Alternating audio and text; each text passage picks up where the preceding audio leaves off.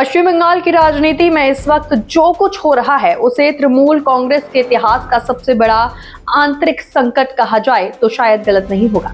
मुख्यमंत्री ममता बनर्जी की पार्टी, जिसने पिछले 1.5 दशक से बंगाल की राजनीति पर लगभग एक छत्र राज किया है, अब अपने ही घर में बगावत की आग से जूझती नजर आ रही है।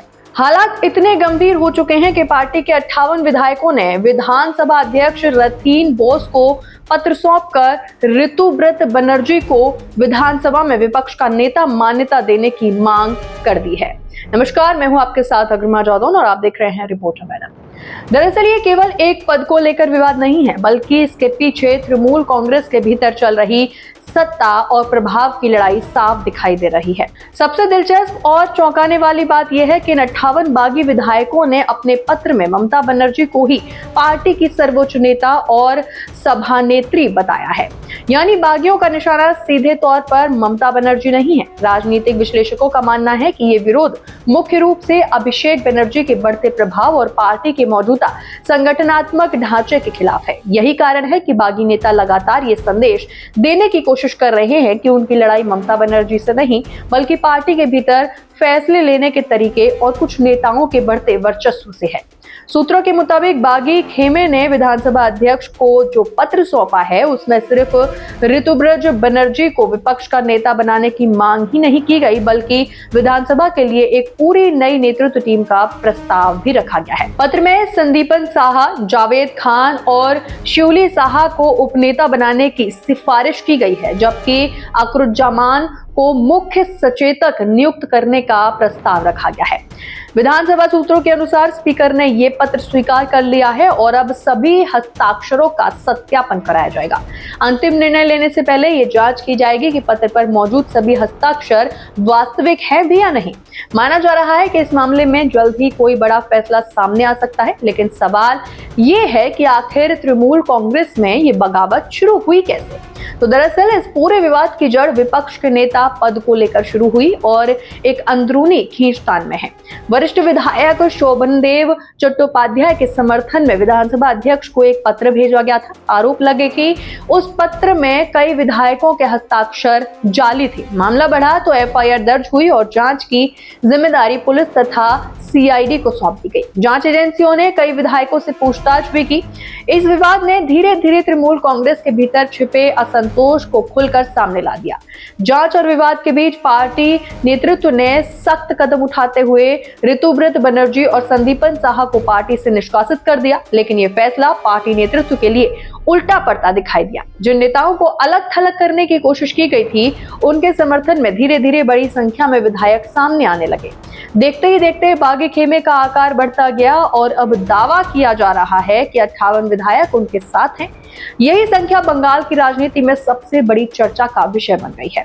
बागी विधायक अरुणाभ सेन का बयान भी इस पूरे विवाद को समझने के लिए बेहद महत्वपूर्ण माना जा रहा है। उन्होंने साफ शब्दों में कहा कि वे आज भी ममता बनर्जी को अपना नेता मानते हैं, लेकिन अभिषेक बनर्जी को कभी नेता नहीं माना और ना ही भविष्य में मानेंगे।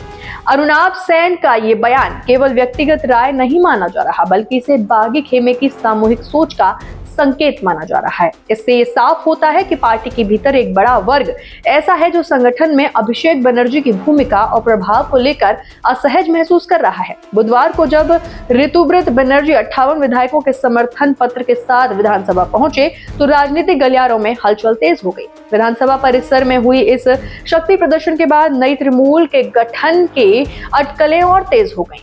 हालांकि अभी तक किसी नए दल या फिर औपचारिक गुट की घोषणा नहीं हुई है, लेकिन घटनाक्रम जिस दिशा में बढ़ रहा है उसने पार्टी नेतृत्व की चिंता बढ़ा दी है।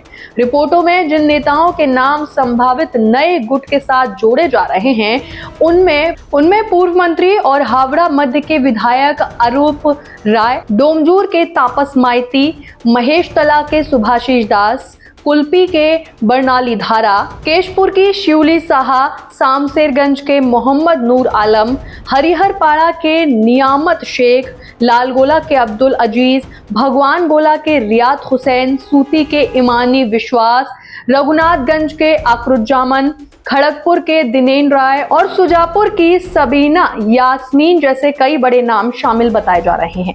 इसके अलावा समर मुखोपाध्याय, रथीन घोष, संदीपन साहा, चंद्रनाथ सिन्हा और समीर जना समेत कई अन्य नेताओं के नाम भी चर्चा में हैं। इन नामों की मौजूदगी ये संकेत देती है कि असंतोष केवल कुछ विधायकों तक सीमित नहीं है, बल्कि पार्टी के कई प्रभावशाली चेहरे भी इस घटनाक्रम से जुड़े हुए हैं। राजनीतिक विश्लेषकों का कहना है कि यदि वास्तव में 58 विधायक बागी खेमे में साथ हैं तो ये संख्या बेहद महत्वपूर्ण है। 2/3 के करीब पहुंचता ये आंकड़ा भविष्य में किसी अलग गुट के गठन या फिर राजनीतिक पुनर्गठन की संभावनाओं को मजबूत करता दिखता है। यही वजह है कि बंगाल की राजनीति में लगातार ये चर्चा हो रही है कि क्या तृणमूल कांग्रेस एक बड़े विभाजन की ओर बढ़ रही है। हालांकि अभी तक ना तो तृणमूल कांग्रेस की ओर से इन दावों पर कोई आधिकारिक प्रतिक्रिया आई है और ना ही बागी खेमे ने अपने राजनीतिक भविष्य को लेकर कोई औपचारिक घोषणा की है।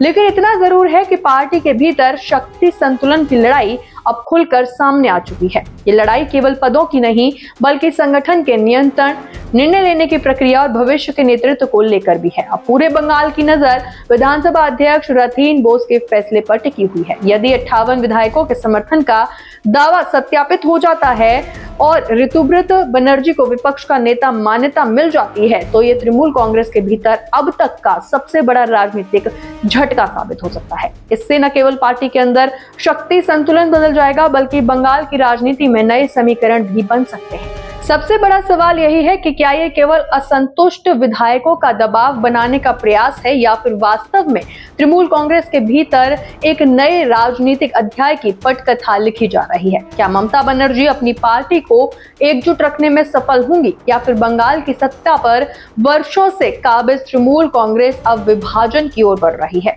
इन सवालों के जवाब आने वाले दिनों में मिलेंगे, लेकिन फिलहाल इतना तय है कि पश्चिम बंगाल की राजनीति एक बेहद महत्वपूर्ण मोड़ पर खड़ी हुई है और पूरे देश की नजर इस सियासी ड्रामे पर टिकी हुई है। इस पर आपकी क्या राय है, हमें कमेंट बॉक्स में लिखकर जरूर बताइएगा। इसी के साथ बने रहे रिपोर्टर मैडम के साथ।